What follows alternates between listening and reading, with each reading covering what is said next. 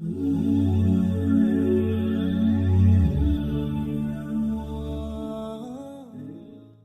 کریم صلی اللہ علیہ وسلم فرمائی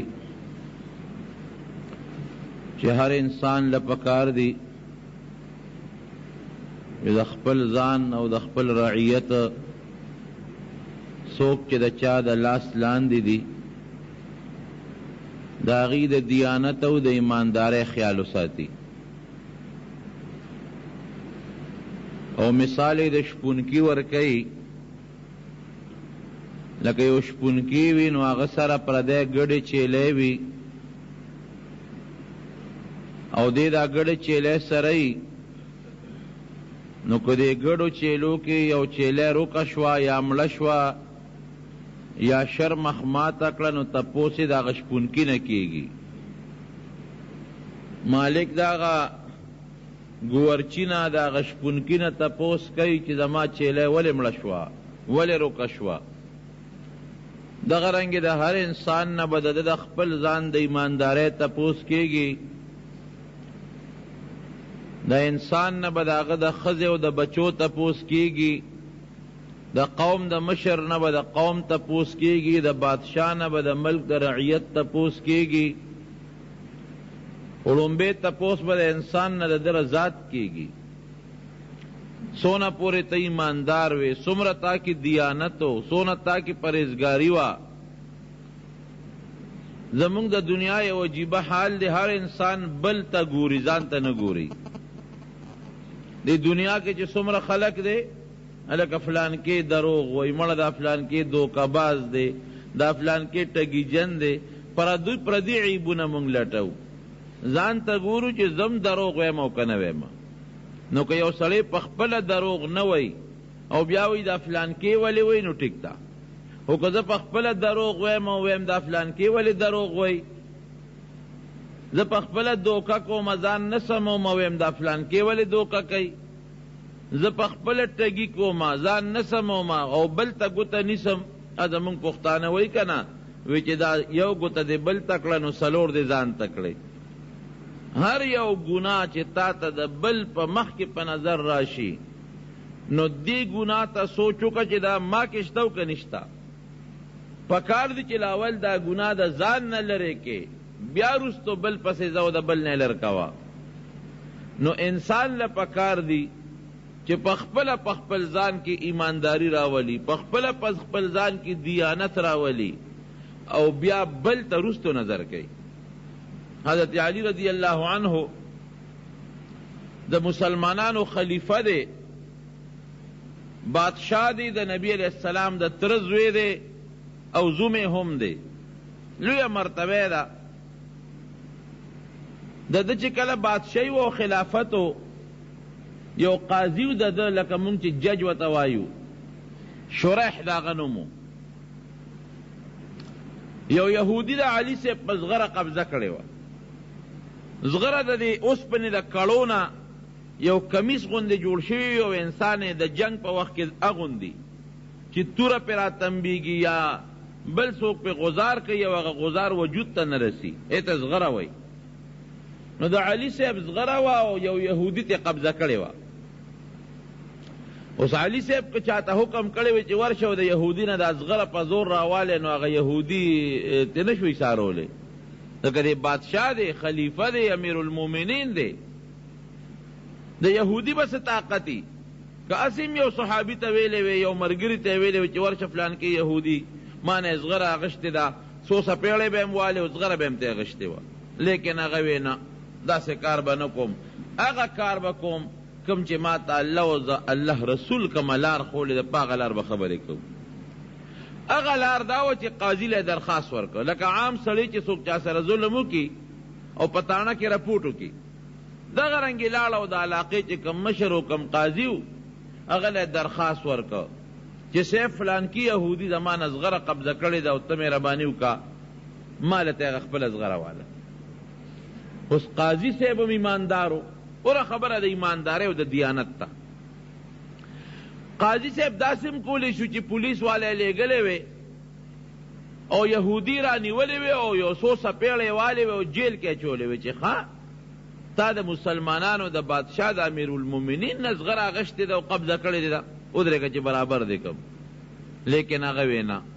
هغه کار به کوم کم کار چې مونږ ته قرآن کې الله ښیي، کم کار چې مونږ ته رسول الله مبارک ښیي. نو هغه د قانون او د قاعدې مطابق یو سمن په علي صاحب پسې ولېږه چې په فلانکې روز عدالت کې حاضر شه، او یو سمن کاغذ یې په هغه یهودي پسې ولېږه چې تم په فلانکې روز حاضر شه. دواړه رالل او شریح قاضي د عدالت په کرسی باندې ناست، یو خوا علي صاحب ولاړ دی او بل خوا ته هغه یهودي ولاړ دی. دې ته انصاف وایي، ایمانداری دې ته وایي. پروردګار دې زمونږ او زمونږ په وطن کې داسې ایمانداری پیدا کړي. خدای شته که سمی بیا نه بچاته مشکلاتی، نه بچاته غمی، نه بچاته دکی، خو که پروردگار دا شی پیدا کر. هر یو ایمانداری د انسان دړه سره تعلق لري. زم دا بل ولې داسې دی؟ هلکه ته د خپل وجود ته وګوره، نه هلیش د انسان وجودي د خپل وجود ته دی وګوره چې تا کې دا ایمانداری شته او که ته نشته او د بل نه یې غواړې. فوراً هغه سمن جاری که، نوټس جاری که، علي صاحب ته وایي امیر المؤمنین فلان کی تاریخ باندې برازی او عدالت کې بولاړي. یهودی ته وی فلان کی شابتم فلان کی تاریخ باندې راشه ستا متعلق فیصله ده. دواړه ودرول. اوس علي سے بد نه غني چې اوهو زه خو بادشاہ ما، زه خو امیر المؤمنین ما، او تا زه عدالت ته وغوښتم، زما خبره تا ته رښتونې نه ښکاري، زه دروغ ویم، زه د پیغمبر علیه السلام خلیفه یم، د مسلمانانو مشر یم، د نبی علیہ السلام د تر زویم، د نبی علیہ السلام زومیم، زما خبره باندې ته یقین نه ساتې، زه دروغ درته وایم؟ نه نه نه، دا خبرې نه کوي. ډېره ښه ده صاحب، درغلم. هغه عدالت کې یو خوا یهودي ولاړ دی او بل خوا ته امیر المؤمنین حضرت علی ولاړ دی. دواړه مخامخ ولاړ دی یو ځای، او قاضي صاحب شریح دا مخامخ په کرسی ورته ناست دی فیصله ولکړي. هېڅ دا بد نه ګڼي چې تا د عدالت ته ولې وغوښتم؟ نه بس ټیک ده، رښتیا خبره ده چې علي صاحب رښتونی دی، خو دلته کې د حق فیصله ده، د انصاف فیصله ده. قاضي تپوس کوي د امیر المؤمنین علي صاحب نه رضی الله عنه نه، وایي ستا صاحب څه دعوه ده؟ وایي زما دا دعوه ده چې دی یهودي سره یو زغره ده او ما نه په زور نیولې ده. یهودي نه تپوس وکړه تا سره د زغره شته؟ وایي نه جي دا خو زما ده. دروغ یې زغره زما ده. قاضي دغه نه تپوس کوي د علي صاحب نه، وی صاحب ګوان د سره شته؟ ګواهان شته؟ وی او جي. څوک تیرا میدان ته کا؟ نو یو خپل آزاد مرایې راوسته غلام، وی یو مې دا ګواه دی. یو خپل زوی راوست حضرت حسن رضی الله عنه، د نبی علیہ السلام نو سه د فاطمی بی بی بچی، وی یو مې دا ګواه دی. نو ستاسو نه تپوس کوم چې علي صاحب دروغ به وي که رښتیا به وي؟ رښتیا. او چې کوم ګواه دی حضرت حسن، دا هغه ګواه دی چې د نبی علیہ السلام د لور زوی دی، هغه ګواه دی چې نبی علیہ السلام مبارک بوله دا خوله ښکلوله. نو کومه خوله چې د دواړو جهانو سردار ښکل کړي، دغه خوله دروغجنه کیدی شي؟ نه. سره د هغې نه قاضي څه وایي؟ وی صاحب د رسول الله مبارک وینا ده چې د انسان د زوی ګوی د پلار دپاره نه قبلېږي. ما ته پته ده چې تم رښتونی، ما ته پته ده چې دا زوی خو د هغه نمونه ده چې دا خوله د دواړو جهانو مبارک سردار ښکل کړې ده، او دا زوی ستا نبی علیہ السلام په د اوږه ګرځولی دی. پیغمبر علیہ السلام به په د اوږه د پاسه حضرت حسن او حسین سواره کړي او ګرځول وی. یو صحابي راغی ورته وایي نعم الراکب هو، لکه عجیبه سور دغه دی، شاه سوار دی، ناشنا شاه سوار دی، د چا په اوږه سورلي کوي ناشنا. نو دا غری نعم المرکب هو، وی ناشنا سورلی دا. حسن د چا په اوږه سوري سورلی دی څوک دا؟ نبی علیہ السلام مبارک او خندل، وی نعم الراکب هو، وی سورلی خو مزیدار ده، خو چې کم شاه سوار دی غم ډیر مزیدار دی. دامره مینه و چې په د اوږه د پاسه به حضرت حسن رضی الله عنه ګرځو. شریح وی زه منم چې حضرت حسن رښتونی دی، صاحب تم رښتونی، دا خوله ده، دروغ خوله نه ده. په دې د دواړو جهانو مبارک سردار خپلې شونډې مبارکې ښودې دي، خو نه د نبي علیہ السلام قانون دا دی چې د زوی ګوی د پلار دپاره نه قبلېږي. بل ګواه راوله، وی بل خو نشته، دغه یو ګواه مې دی دا غلام، وی د یو کس ګوی نه قبلېږي، د یو ګوی رد شوه، د بل ګوی قبلیږي نه هغه یو دی ګوان دو پکاري وی بیا به څه کوو وی یهودي له به قسم ورکو که یهودي قسم وخوړه نو زغره د هغه ده یهودي ته وی قسم وی بلکل خورم زغره زما ده وی ښځه یهودي ته وی دا زغره ستا ده علي صاحب ته وی امیر المؤمنین ستا ګواه برابر نشو او هغه قسم وخوړ نو ته خفه کېږه ما زه ستا دپاره فیصله نه کوم فیصله د یهودي دپاره کوم زغره د هغه شو ګوره دې ته انصاف خو ایمانداري دې ته وایي ښه راته پته ده چې علي صاحب زغره دا رښتونی دی دروغجن نه دی بچی رښتونی دی خو قانون دا دی چې ګواه به مدعی به ګواه پیش کوي او هغه ګواه کم شو نو بس ابل چې چا باندې دعوه د مدعلې به قسم خوره قسم وخوړه زغره د هغه شو علي صاحب صادر په اوږه که بلکل ټیک د انصاف فیصله ده ما ته قابل قبول ده یهودي وی صبر وکړه علي صاحب امیر المؤمنین لږ صبر وکړه وی داسې کار دی چې دا زغره زدي علي صاحب ده ما په دروغه لاندې کړی دی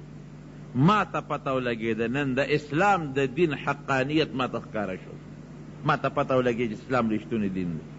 اسلام هغه دین دی چې په دې کې د بادشاه او د یهودي یو مقام دی په عدالت کې یو مقام ګوره دې دې راوست او ما سره دې برابر ودرو هغه دا اړه کې نه وي چې ښه ما یهودي سره په یو صف کې ودرې او د اسلام دا قانون چې د هغه ګوره د زوی ګوی دې رد کړه بس ما ومنله صاحب زه معافي غواړم دا زغره هم د دې علي صاحب ده دا وله ورکه او صاحب نن نه زما د یهودیت نه توبه ده ما ته کلمه ښایه زه دا دین قبلوم هغه یهودي رب العالمین په هغه عدالت کې مسلمان کړ خدای مسلمان او علي صاحب څه چل کوي چې مسلمان شو زغره یې راواغېستې یهودي ته وبخله ویې زه زما ده درته مې وبخل د یوې ایماندارۍ د لاسه بادشاه او قاضي د ایماندارۍ فیصله وکړه د دیانت فیصله وکړه خلکو ته پته ولګي چې علي صاحب دروغجن نه دی ګورې رښتونی دی یهودي په خپله اقرار وکړه دویم الله یهودي مسلمان کړ دریم هغه یهودي ته هغه زغره مفتو کې خیراتي میلاو شوه او تر ننه پورې د هغې زمانې نه 1400 کاله تېر شو تر تاریخه پورې تاریخ ګواه دی چېرې اسلام هغه مذهب دی هغه رښتونی دین دی چې په هغې کې د بادشاه او د ګدا په منځ کې فرق نشته دا د لږ ایماندارۍ سله شوه ایمانداري د هغه څیز دی وروره که په پلار کې وي په پلار کې خدای ګوارې به هم خوشحالي ښځه به هم خوشحالي بچي به هم خوشحالي که په زوی کې وي په زوی کې ښځه به هم ترې خوشحالوي مور به هم ترې خوشحالوي رونه به هم ترې خوشحالوي که په ګاونډي کې ایمانداري دی او دیانت دی پکې دنه به چرته هم ګاونډي خفه نه شي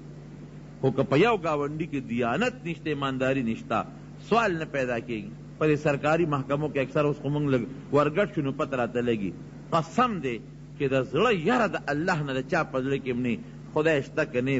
وزیر اعلی سم کې او نه ګورنر سم کې او نه وزیر اعظم سم کې چې ته ورته ولاړې نو سیسټم به ټیک رواني خو چې ته ترې لږ هم ورخوا شې چا په سر خو درېدی نه شي بیا سیسټم بل شانتي بیا کار غلط رواني اصل چیز دا زړه دی زړه نبی کریم صلی الله علیه وسلم فرمائی ان فی الجسد مضغة د انسان په دې وجود کې د غوښې یو ټوټه ده وړه ټوټه اذا صلحت صلح الجسد كله چې دا زړه دې ټیکي ټول وجود به دې ټیکي و اذا فسدت فسد الجسد كله دا زړه چې دې خراب ټول وجود خراب صاحب هغه ټوټه څه ده الا وهي القلب هغه د انسان زړه دی د چا په سر به ته ودرېږي پلار د زوی په سر ودرېدی شي هر وخت نه خاوند د ښځې په سر هر وخت ودرېدی شي نه ښځه به ټیکي خو چې خاوند په کور کې وي خاوند لاړ مزدورۍ له خاوند لاړ دکاندارۍ له خاوند لاړ خپلې ډیوټۍ له خاوند د کور کار غم خادی پسې ووته اوس د ښځې خوښه ده په دا کور کې چې څه کوي نو هغې خوښه ده که د ښځې په زړه کې ایمانداري وي خو ټیک تر ځان حیا به مو ساتي د خاوند به مو ساتي او که د ښځې په زړه کې دیانت او ایمانداري نه وي نو ځان به هم بې حیا کي خاوند به مو شرموي او پلار او مور به مو شرموي اصل خبره په دې زړه کې دیانت او ایمانداري ده الله ذوالجلال دې دغه دیانت او ایمانداري په موږ کې پیدا کړي د حضرت عمر فاروق رضی الله عنه زمانه ده ګوره ایمانداري دې ته وایي بیا به د چا پروا نه ساتي د روم یو بادشاه دی جبل ابن همراغي مسلمان شو عیسایو عمر فاروق رضی الله عنه هغه له ډېر لوی اعزاز ورکړ ډېر لوی عزت یې وله ورکړ صاحب لوی استقبال یې وله وکړ جلوس یې ورته وویسته او ډېر شاهي میلمه که ولې ځکه د روم یو ډېر لوی بادشاه هغه الله مسلمان کو، عیسائیت نه مسلمان شو، قسطنطنیه علاقې نه. نو چې بادشاه مسلمان شي د هغه ټول قوم مسلماني. لکه نن الله دې کی چې د فرانس بادشاه مسلمان شي، ټول فرانس به مسلمان. د امریکې بادشاه که الله مسلمان کو، ټول امریکا به مسلمان شي. د برطانیې بادشاه چې مسلمان شي، ټوله برطانیه به مسلمان شي. دغه رنګې د لوی د روم بادشاه دی مسلمان شو، عمر فاروق امیر المؤمنین رضی الله عنه ورته خوشحاله دی، یو شاهي میلمه که. او بیا عامه قاعده اوس هم دا ده چې د دې وطن نه یو سړی سعودي ته لاړ شي، نو هغې 1000 عمرې له بوځي. یو بادشاه لاړ شي، یو وزیر لاړ شي، عمر فاروق ورته وی چې زه تا عمرې له بوځم او زه د سره پخپله ځم، طواف به وکړې، عمره به وکړې، زه د سره ځم پخپله چې د بیت الله طواف وکړو. بادشاه ډېر خوشحاله و، لکه لوی عزت یې جوړ شو. صاحب امیر المؤمنین دی ورسره او د فوج لښکر دی ورسره، صحابه دی ورسره، رالل بیت الله ته او د بیت الله نه طواف کوي. دغه د روم بادشاه هم دی، عمر فاروق هم دی، او لوی ډله ده. نو لنګونه هلته چې عمره کوي نو لنګ یې والي. یو بانډیسي دی هم په دې طواف کې روان دی، رش ډېر زیات و د هغې بانډیسي خپه د دغې روم د دغې بادشاه د جبله په لنګ باندې راله، خپې په لنګ راله. نو هغه قدم چې څنګه واخېست د دغې بادشاه نه لنګ کولاو شو، ګسپړدی شو. نو غیر اختیاري د چا خیالي بادشاه چې وکتل چې ما نه خو لنګ پرېوت، ویې کتل اوس بانډیسي پې خپې ایښې ده. بس بادشاه لاس اوچت کو، دغه بانډیسي یو څو څپېړې مضبوط مضبوط و، په سترګو ړوند دی. زما نه دې لنګ وغورځو، زه دې بې عزته کړم، زه دې وشرمولم. بانډیسي وی صاحب زما خو خیال نو، دا خو ټیل ټال دی او واقعي خدای پاک دې تا ثبوت لیکي سره زما د بیت الله خوا کې ډېر زیات رشي، ډېره لویه بیړه ټیل ټالي، څوک یو له دیکه ورکوي، څوک بل له دیکه ورکوي. وی صاحب ما قصدن خو ستا په لنګ خپه نه دی اخی، دا خو ګڼه ګوڼه وه او زما خپه ستا په لنګ باندې راله او تا قدم واخېست او لنګ نه وسپړدی شو. نه ډېره غلطي دی وکړه، لا خو هم بادشاه و د روم، لنګ ته پرېوت. صاحب څه وړه خبره خو نه وه، یو څو څپېړې لګه وکړه، لاړ فورا هغه بانډیسي عمر فاروق لا. وی صاحب دغې میلمه ووالم، دا مخ مې وګوره، مخ مې سور چاپه دی. ولې ووالې؟ وی صاحب د ده په لنګ زما خپه راله و، د قدم واخېست او د لنګ زما خپې سره ترې لاندې پرېوت، نو ما قصدن خو د په لنګ باندې خپه نه ویښې. عمر فاروق رضی الله عنه ورته وی خیر دی، ګوره میلمه دی، معافی بادشاه دی، عیسایو مسلمان شوی دی، ما وله ګوره شاهي میلمستیا ورکړه او دون عزت مې وله ورکړه چې د سره یو ځای رالم او دا د عمره ورسره کوم، معافی کوې؟ نه معاف کوم، ماله به تې بدل اخلې، د الله په قانون په قرآن به فیصله کوو. نو چې عمر ته به د قرآن نوم واخېست دقسې به ودرېده، بله خبره و پکې نه وه. یو صحابي وی ما ته ماما وی چې ما عمر فاروق له بوځه، وی ما بوته، وی چې را مې وسته، وی هغه ماما مې ورته وی چې عمره د انصاف فیصله نه کوې او ته بې انصافي کوې. وی عمر فاروق دا رنګ تک سور شو، سترګې وپړسېدې چې ښه ده په ما باندې تا د بې انصافۍ الزام ولګو، زه بې انصاف یم. خو چې پوه شومه چې عمر فاروق خو بس اوس غصه کې راغی او دا زما ماما اوس برابرۍ، وی ما ورته وی چې عمر فاروق امیر المؤمنین قرآن کې الله وی چې واعرض عن الجاهلین، جاهلانو ته بس نه وی، او زما ماما جاهل دی، جاهل ناپوهه دی. خو چې دا ټکې آیت مې ووی په دې عمر ودرېد، اړو غږ یې ونه کړ. وی وکانه وقافا عند قراءة القرآن، چا چې به د عمر په مخ کې د قرآن آیات وی بیا به غلې ناستو غږ به نه کوو. نو بانډیسي ورته وی ماله به عمره د الله په قرآن فیصله کې. اوهو د الله قرآن دی راته را مخکې که، نن سبا خو چې څوک ټګي کول غواړي د الله قرآن را مخکې کوي. داسې ده او که نه ده؟ که یو سړي ته وی قسم راوړه چې اوس 20 قرآن خو درته خورم، خو که ورته وی 3 کاڼي لاس کې واله، هغې کې بیا نه دی. د خدای په قرآن نن موږ څونه په منډه ورځو. الله خدای دې رحم وکړي. نو دا موږ هسې خو د خدای په قهر نه یو اخته، بیماري ده او مقدمه ده او جرګه ده او جړا ده او د خدای قهر دی او غضب دی او ګراني ده او دا دي هغه دي. ولې موږ ټول الله پورې ټوقې کوو.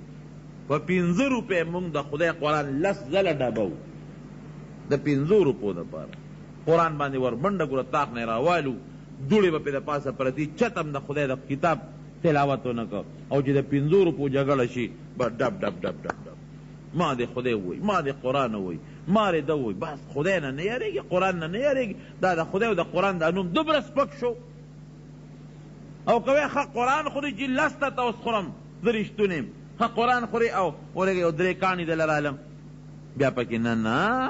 دا چل چته کوم نو معلومیږي دا چې دروغجن یې که رښتون وي نو بیا په دې بل شي به م ورغلی وي که دا زمونږ عام معمول دی ګورې رب العالمین دې نه وساتي قرآن چې د قرآن نوم به صحابي واورېد باس چپ شو بیا که په حقه به و که په ناحقه به و خو چې نوم د قرآن به راغی کش به یې نه کو نو هغه بانډیسي حضرت عمر رضی الله عنه ته وایي ماله به د الله په قرآن فیصله کې بس چې د قرآن نوم یې واغی اوس عمر چې ته پکې خوا دې خوا کیدی شي فورا هغه د روم بادشاه یې راوغوښت دې خوا راشي دا دې ولې و وی زما په لنګ یې خپه کېښود ما نه لنګ وغورځو هلکه ولې دې دې لنګ وغورځو وی صاحب دا خو ټیل ټال وره شو ما قصدن خو دې لنګ نه دی غورځولی عمر فاروق د هغه مخکې بیا بانډیسي ته وایي چې ګوره سړی میلمه دی او ما وله ډېر لوی عزت ورکړی دی عیسایي دی مسلمان شو زه ورسره ګوره عمرې له رالم دونه مې ورسره تکلیف وکړه معافې کوې نه صاحب د الله په قرآن او د پیغمبر په سنت فیصله کوه عمر فاروق هغه د روم بادشاه چې مسلمان شوی هغه ته وایي داسې کار دی چې د خدای قرآن او د پیغمبر سنت یې راته را مخکې کړل نو ځان نه غر کوم داسې کار وکړه چې دې ته رضا که او که دې نه رضا کې نو چې څو پړقه دې ورکړي دي نو هغه پړقه به درنه وباسي دا د الله د کتاب فیصله ده دا د پیغمبر د سنت فیصله ده یا به رضا کې چې معاف دې کړي او زه ورته مینت کوم زه دله رضا کولو کوشش کوم او یا به دا دي چې بې ځایه دیوالی دی د هغه خپه خو په خطا ستا په لنګ راغلی وه چې څو پړقه دې ورکړي هغه پړقونه به دې وایي ما سره افسوس دی زما تاسو نه عزت وکړه خو خیر دی بادشاه سلامت خفه کېږه پې ما دا زمونږ د کتاب فیصله ده د الله د رسول فیصله ده بادشاه پوه شو جبلا چې دا خو دې خو رضا کېږي نه ځکه چې امیرالمؤمنین ورته صفت کې منت کې نه رضا کېږي زه به یې سره رضا کړم وی ښه صاحب مال یو 3 ورځې مهلت راکړه زه به یې رضا کړم وی ډېره ښه ده بس هغه د روم بادشاه پړه کې سوچ وکړه چې ښه دې خو نه رضا کېږي او بانډیسي سړی دی نو دې به سبا ما 3 پړقه وي نو خلک به څه وایي هغه روم کې به راپسې لویه پراپېګنډه وشي چې بدبخته زمونږ بادشاه وي د ټول قوم مشر وي چې مسلمان شو بانډیسیان در باندې سپېړې وباسي د شپې په اس باندې سور شو واپس کافر شو تختید عیسائی شو بیا مرتد شو لاړ خپل قوم له چې قوم له سنګ ورورسېده نو هلته کې صیبه هغې یې ډېر لوی عزت وکړو استقبال یې وله وکړو واپس یې په خپل تخت باندې کېنو او بیا بادشاه ما نه به بانډیسي څپېړی وباسي د ایمان نه خو عیسایت ښه دی عمر فاروق رضی الله عنه چاهلو وی صاحب هغه سړی خو لاړو تښتېده وی چېرته وی واپس روم ته لاړو عیسایي شو بس وی مونږ خو دغه عزت وله وکړو باقي د خدای د قرآن فیصله خو نشم بدلولی ایمانداري دې ته وایي دیانت دا نه بدلو څه موده پس د مسلمانانو یو قافله تلې و روم ته دغه بادشاه جبله پې خبر شو وی دې قافله کې چې کوم مشر دی هغه راله راولی مشر صحابي پکې وغه ورته پیش شو تپوس یې ته وکړې عمر څنګه دی وی ډېر ښه دی د مسلمانانو حالت څنګه دی وی الحمدلله ډېر ښه دی وی ما پیژنې صحابي ورته وی نه تا خو نه پیژنم وی زه هغه جبله یم هو هغه عیسایي بادشاه چې مسلمان شوی وی وی او وی بیا ولې وی بس عمر مانه بدل اخیسته د هغه بانډیسي نو ما خو د بانډیسي بدل ته غاړه نه ایښوده وی مې چې ګوره هغه خو د قرآن او د پیغمبر د سنتو فیصله درله کوله وی یاره به ټیک ته خو ما د شرم و راوتښتېدم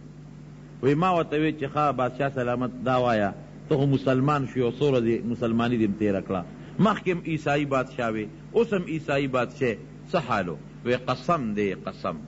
چې دغه 10 15 شل ورځې ما په اسلام کې مې تېرې کړې دا زما په زندګۍ کې بس یو مثال والا زندګي وه اوس ډېر زیات خپه یم په مسلمانۍ پس خو اوس واپس شرمېږم که زه واپس مسلمانېږم نو خلک به وایي چې دا څنګه بادشاه دی کله مسلمان شي کله بیا عیسائی شي کله بیا مسلمان شي وی زړه مې مسلمانۍ پسې ډېر زیات خفه دی چې کم سکون او کم اطمینان ما ته حاصل او په هغه لږ وخت د مسلمانۍ کې راته نشته خو یو چل کو نه بادشاه دې صحابي ته وایي وی ته داسې کار وکړه چې که عمر فاروق ما له خپله لور په نکاح راکوي که نه نو زه بیا مسلمانېږم وعده دې را سره وکړي خیر دې بیا دې نه راکوي خو هسې دې ما سره وعده وکړي چې زه دله لور ورکوم نو ځکه ما ته چا وی چې ته بیا مسلمان شوې نو زه به وایم وروره د عمر غوندې لوی سړي ما له لور را کړې ده دا به زما یو بانه شي ځکه د عمر فاروق رضی الله عنه نه به د بهر بادشاهان داسې رپېدل یریدل به لویه روبې او لویه دبدبې وه نو زه به دا یو خبره کومه چې وروره ځکه مسلمان شوم چې د عمر غوندې خلیفه ما له لور راکړه بیا دې نه راکوي راله خو چې زما یو بانه جوړه شي دا صحابي ورته وایي دا خو د عمر د لور خبره ده نو دې کې خو زه څه نشم کولی زه به لاړ شم معلومات به وکړم نو که چېرته هغه خپله لور درکوله نو ډېره ښه که زما لور غواړې خو چې دله درکړم وایي نه ستا لور نه غواړم د هغه لور غواړم راغې قسطنطینیې نه بیا پیاده مزلې وې مدینې منورې ته عمر فاروق ته الوی وی صاحب د روم د هغه بادشاه اسلام تړه کېږي خو هغه وایي چې بانه ځان له جوړوم خلک به را پورې خاندي نو که عمر ما له لور راکوي نو عمر فاروق وی تا ورته څه ووې وی مې چې زه خو د پردي لور اختیارمند نه یم وی شابه لاړ شه په اس سور شو ځان ورسوه دا خو لا زما یوه لور ده که نه چې زما څومره لونه دي د یو مسلمان د اسلام نه قربان یو سړی به مسلمانېږي زما د لور په وجه چې لور د عمر زه په نکاح غواړم او زه به درته انکار کوم یو لور نه زما ټولې لوڼه ته قربان شا به زر ورپسې ځه چې راشي دې لاړ په اس باندې ځان یې وځغلو قسطنطینیې ته واپس ورسېد چې لاړ ډېر لوی شور او غوغا وه او اله ګوله وه د تپوس وکړه څه چلو شو یاره وایي زمونږ د روم هغه بادشاه مړ شوی دی چې ورسېد هغه مړو بیا جنازې لی ور ورسېد اسلام یې په قسمت کې نو لیکن د حضرت عمر فاروق رضی الله عنه ایماندارۍ ته ګوره که دیانت ته وایي زما لوڼه ته قربان دیانت ته ګوره که نه چې بانډېسې ورته وایي د الله په قرآن فیصله وی بالکل ټیک بادشاه که کافر کېږي کافر دی شي خو د الله په قرآن به فیصله کوم ولې د الله دا قرآن د قیامت پر ورځ به دې ګریوان نه بیا مسلمان راکاږي القرآن حجة لک او علیک یا به تا د الله د عذاب نه خلاصوي که عمل دې پې کړي او یا به تا د الله عذاب ته راکاږي که عمل دې پې نه کړي الله دې موږ له په قرآن عمل نصیب کړي نو دیانت او ایمانداري دا ګوره ډېر زیات اوچت شی دی اوچت ځان کې به ایمانداري پیدا کړي د هغې نه پس به کوشش کوي چې په بچو کې ایمانداري راشي ښځه کې ایمانداري راشي د هغې نه پس به کوشش کوي چې په ګاونډیانو کې دې راشي د هغې نه پس به کوشش کوي چې په دې کلي کې دې ایمانداري راشي دې نه به شروع کوي ځان نه دې وجود نه به شروع کوي خو مونږ دا چل نه کوو مونږ د بل نه شروع کوو فلان کې دروغ وایي هغه نه شروع کوو فلان کې ټګي جن دی فلان کې دا ګناه ده فلان کې دا عیب دی فلان کې دا عیب دی نه هغه ځای نه سمول نه کېږي سمول به ردې ځای نه کېږي لاول به ځان سموم د هغې نه پس به جهان سموم او که لاول نور خلک سموي نو نه یې چې سمولی که نه ابه تا ته وایي چې یاره وره ما ته ګوته نیسې نو ته دې خپل ځان ته وګوره تا کې څومره ګناهونه دي یاره وره چې ته ما ته ګوته نیسې نو ته خپل ځان ته وګوره تا کې دا ګناه شته او که تا کې دا ګناه نشته نو خبره مې دې پورې کوله چې ایمانداري دیانت دا به لاول ته په دې خپل وجود او په دې خپل ځان کې پیدا کې ګوره د حضرت عمر فاروق رضی الله عنه دیانت برکت ته اوس وګوره که الله داسې اغله د هغې داسې یو نتیجه ورکړله چې په دنیا کې د په مخ د ځمکه تر قیامته پورې په چا کې پیدا نه شي د مصر دا لوی دریاب نو دریای نیل دا به په کال کې یو ځل راخته او دا دریاب چې به راوخته نو دې دریاب به ډېر لوی روانې کو غونډ مصر به وړو بس کال کې یو ځل به دریاب راوخته او دا غلغلی به یې والې او په مصر په دې ښار به راته او دا ښار به وړه نو خلکو یو رواج جوړ کړی رواج یې دا جوړ کړی چې یو جینۍ به وکته خشته خوبصورته په ټول مصر کې چې به کومه جینۍ خشته وه ابه یې ناوې کړه ښکلې جامې به یې ورته واچولې غاړه کې لاسونو باندې کالي به یې ورته واچول نو چې هغه جینۍ به یې ډولۍ کړله او ناوې به یې کړه خو حسن خوبصورتي به یې برابر کړه نو اوه ټول د مصر خلک به راووتل او هغه جنې مور او پلار له به په شریکه پیسې ورکړې نو جنې به دریاب ته وغورځوله پیغله جنې به وه دریاب ته به وغورځوله نو چې دریاب ته به جنې پرېوته نو دریاب به روان شو او به کېناستې بس دا یو رسم شیطاني غوندې کار و د جنې مور او پلار به خوارانو چغې والې جړل به خو بس د هغې قانون ده چې کومه به خوبصورت او ښایسته جنې وه به چې دریاب به کله مروچت شو بس به ورته غورځول او دریاب به روانېده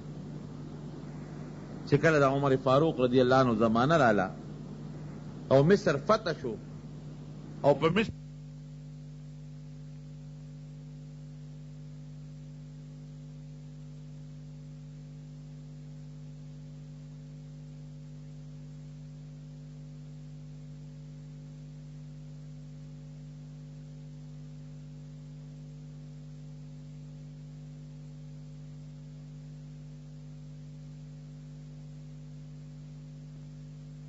پوسو کوي دا ولې وی صاحب دا خو هر کال دغه یو لوبه کېږي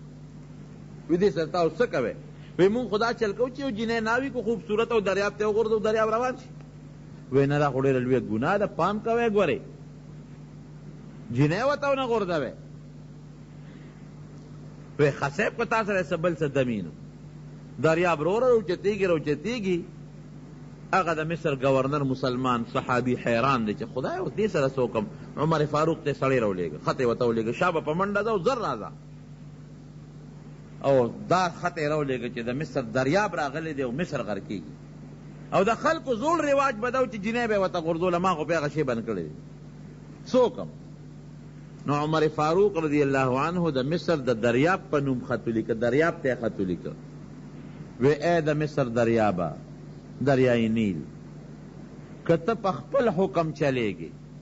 چې څه دې خوښه یې هغه کوه که مصر غر کې او که بل کلی غر کې او که خلق غر کې چې څه دې خوښه یې کوه الله به درنه تپوس کوي او که ته د الله په حکم روان یې د الله په حکم چلیږي زه د الله د رسول خلیفه یم د الله د رسول خلیفه یم او دا خط در لیږم خو چې زما خط څنګه ستا دې اوبو ته ضرور رسېږي نو فورا جاري شه دریاب ته خط لیکي چې خط د گورنر ته ورسېده او دا وخت داسې دی چې دا دریاب په غړومبار کې دی او مصر طرف ته چې کم دیوال دی هغه شلی او خلک چغې وایي چې گورنر صاحب والي صاحب یو جنۍ به ور وغورځوي نو ټول مسلمانان خو بد شي که نه هغه وی نه پام کوي دا ګناه ده د عمر فاروق هغه خط یې راوړه که ته په خپل حکم چلېږي چې څه دې خوښه یې کوه که ته د الله په حکم چلېږي زه د الله د رسول خلیفه یم فورا روان شه خو چې د عمر هغه دوه ګوتې چټې هغه دریاب ته وغورځو دریاب فورا ښکته شو روان شو تر ننه پورې د مصر هغه دریاب بیا نه دی راختلی دا د هغه ایمانداري وه دا د هغه د دیانت صله وه د ایماندارۍ هغه نتیجه وه چې رب العالمین وله ورکړه په دغه منبر عمر فاروق ناست په دغه منبر د مدینې منورې او لښکر یې لېږلی دی یو لرې ښار ته د میاشتو په مزل لښکر لرې دی د میاشتې پیاده مزلې دي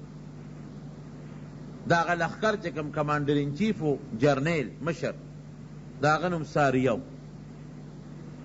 د جمعې په تقریر کې ناست دی او د دې ځای نه آواز ورکړه یا ساریتو الجبله الجبله ای ساریه غر ته وګوره غر ته وګوره دا آواز یې وکړه دلته په منبر ناست دی په مدینه منوره کې او د فوج هغه جرنیل ته چغه وواله بس دا ټکي یې وغلی شو چې کوم په جومات کې مسلمانان ناستو نو چا وی ګوره عمر بوډا شو دماغ یې کار نه کوي ناس په مدینه منوره کې دی او لښکر د میاشتو په مزل لرې جنګېږي د دشمن سره او دې د دې ځای نه ول آواز ورکوي دماغ یې کار نه کوي بوډا شو چا وی نه دی کې څه چل شته یو میاشت واپس هغه لښکر واپس راغی نو د هغه لښکر چې کوم مشر جرنیل و ساریه د هغه نه چا تپوس وکړه یاره په پلانکې جمعه باندې څه واقع خو نه وه پېښه شوې وی ولې نه وی موږ دشمن سره جنګ کوو دشمن مخکې موږ ورپسې یو وی دی کې د غر نه په موږ یو لښکر را روان دی خو موږ خو مخکې روان یو شاته مړو خیال نشته وی دی کې یو اواز مې واورېده چې یا ساریتو الجبله الجبله ای ساریه غر طرف ته ګوره ګورې وی چې ما دا آواز واورېد وی ما وی چې والله انه لصوت عمره قسم په الله چې دا د عمر فاروق آواز دی او مې پیژنده وی چې غر ته مې وکتل نو په غر په مونږ دشمن را روانو بس وی هغې ته متوجه شو هغه دشمن لم شکست ورکړ وی که دا عمر دا آواز مونږ نه وی اورېدلی نو مونږ خو مخکې روانو شاته م نه کتل د شا نه به لښکر راغلی مونږ به ټول ریز مریز کړی نو ناس په مدینه منوره کې دی او د میاشتو په مزل لښکر لرې جنګېږي د دې ځای نه یې ویني آواز کوي آواز یې مترسېږي د مدینې منورې نه هدایات ورکوي لکه په ټیلیفون باندې یا په وارلس باندې یا په دې موبایل ټیلیفون چې د دې نه اوس یو سړی آواز ورکوي هلکه د آواز څنګه رسېده اوس خو دا سوال باډو کوې نه آواز څنګه رسېده دومره د کوټې د دوو ګوتو برابر یو مشین د سره دی موبایل هغې کې خبرې کوي په سعودي کې خلک اوري رسي که نه رسي اوس تا ساینسدان داسې یو آله ایجاد کړه چې خبرې دلته کوه نه تار شته او نه څه بل څه شی شته او په سعودي کې او په امریکا کې او په لندن کې خلک اوري په برطانیه کې خلک اوري په کراچۍ کې خلک اوري نو چې ساینسدان چې د الله مخلوق دی هغه داسې کولی شي نو پر پروردګار رب العالمین کولی شي که نه شي کولی خلکو به وی د سلیمان علیه السلام تخت په هوا ګرځي مړوي داسې گپ شپ دی اوس د هر چا تخت په هوا ګرځي هوا څه ته وایي دا جس په هوا روان دی که نه د هوا په زور مشین تاویږي او د هوا په زور جس په هوا کې الوزي نو چې هر کله انسان داسې یو ایجاد کولی شي چې یو لویه اوسپنه په هوا کې او پکې انسانان ناست دي نو پروردګار کولی شي که نه شي کولی د انسان دا دماغ او دا عقل چا پیدا کړی دی الله نو چې الله کم دماغ پیدا کړل هغه دماغ دا کارنامه کولی شي کم خالق چې د دې مازغو دی هغه خامخا دا کولی شي نو عمر فاروق ناس په مدینه منوره کې دی آواز هغه ساریه ته د میاشتې په مزل رسی وینې یې هم دا د هغه دیانت و د ایمانداري وه نورونو ایمانداري ځان کې پیدا کول پکار بل ته ګوته نیول ډېر اسان کار دی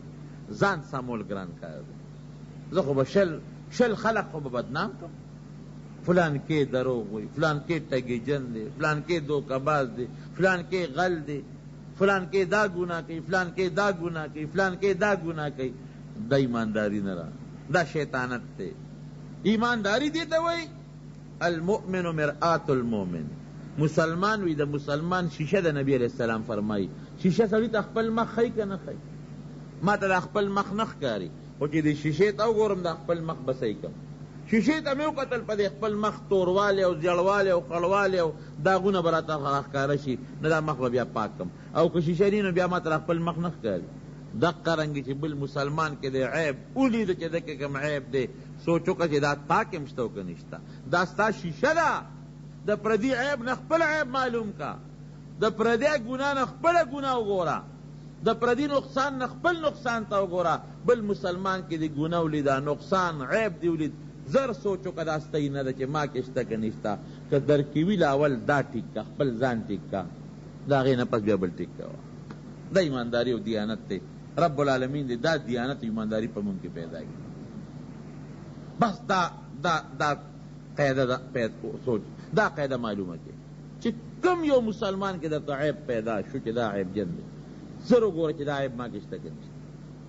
نو که تا کې وي توبه ته وباسه هغه ته پټ ورشه په وخت کې ورته ووایه وروره تا هم یو ګناه کول او زم دا ګناه کوم ما خو ته توبه وویسته او تا ته مینت کوم تم ته توبه وباسه ابه خفه هم نشي او کار به مشي یاره که ته واقعي مخلص یې دارې مقصد چې دا بل مسلمان ټیک شي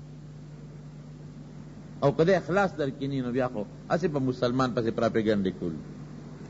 هسې مسلمان دوکه کول نبی کریم صلی اللہ علیہ وسلم فرمائی گوره ایمانداری ته وی په بني اسرائیلو کې یو سړی و د بل سړي نه ځمکه واغېسته نو چې دا چا ځمکه واغېسته ده په ځمکه کې یوې کولې یو منګې پکې راووته هغه منګې د اشرفو نه او د دې سرو زرو نه ډک نو د ایمانداري اوس دې ته وایي مونږ خو چې په لاره روان یو او د یوې روپۍ نوټ په ځمکه پروت نو زر پې خپه کېدو نو یو خوا بل خوا وګوري چې څوک نی لاس ورښکته کړو نو غلې غوندې راولي او په جیب کې واچو دا زمونږ ایمانداري ده هغه چې اوس په ځمکه کې خزانه ومونته منګي ومونته غونډ بونډ منګی راواغېسته و هغه بل سړي له یوړه وی صاحب ځمکه ما درنه اخېستې ده او په هغه ځمکه کې دا منګی راوته نه دا واله وبکي داسې څوک ستا په ځمکه کې ما خو ځمکه اخېستې ده ما خو دا منګی نه دی اخېستې دا سرو زرو دا منګی واله هغه څه وایي هغه هم پوره ایماندارو هغه وی نه ما در باندې ځمکه هم خرڅه کړې ده چې په ځمکه کې سو هغه ټول ستا دي ځه وړه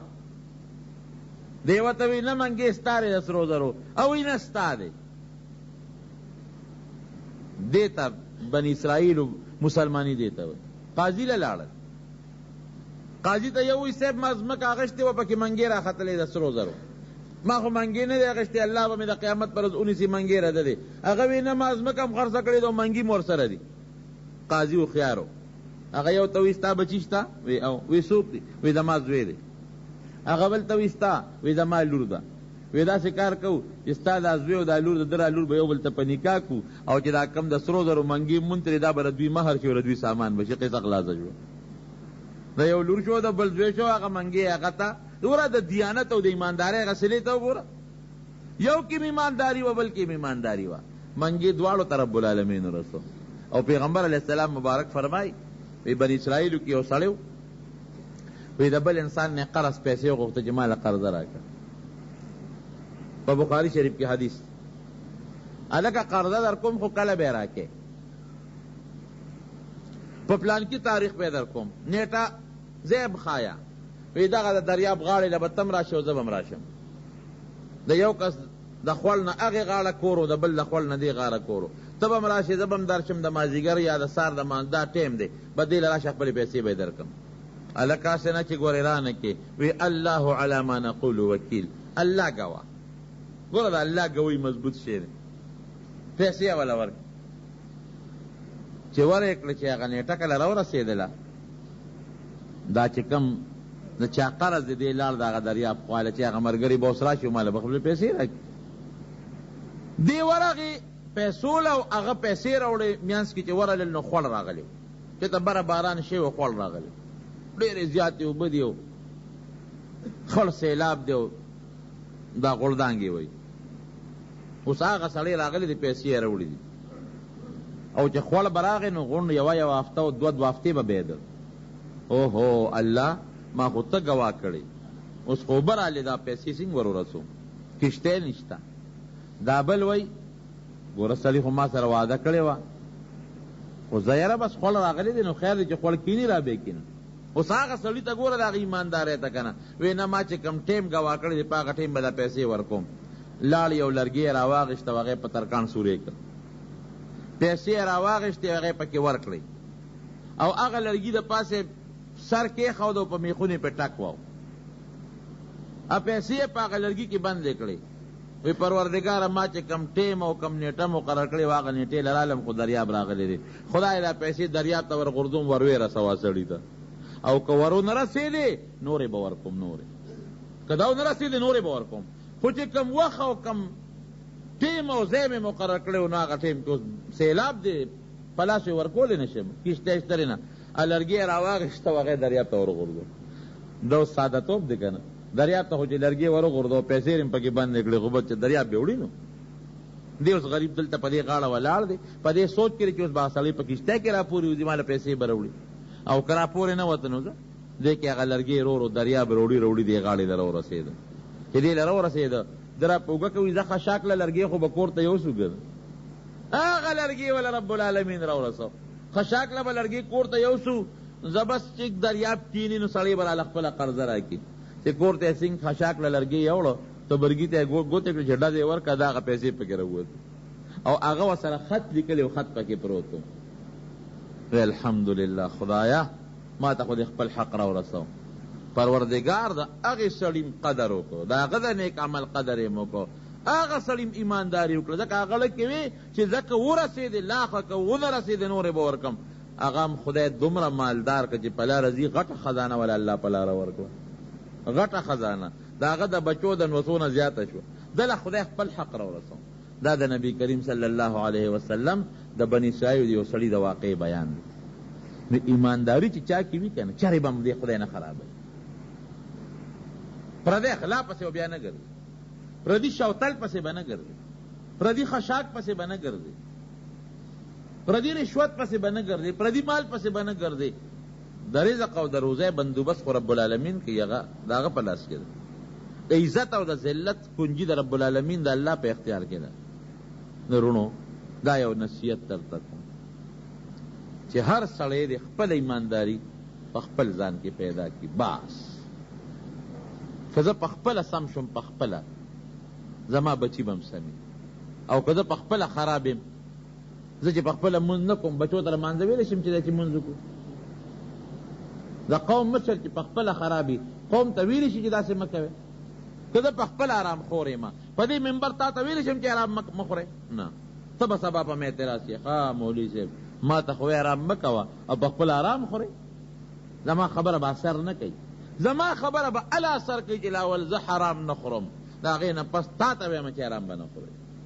زه مونځ کوم او تا ته ویم مونځ کوه، زه روژه نیسم او تا ته ویم روژه نیسه،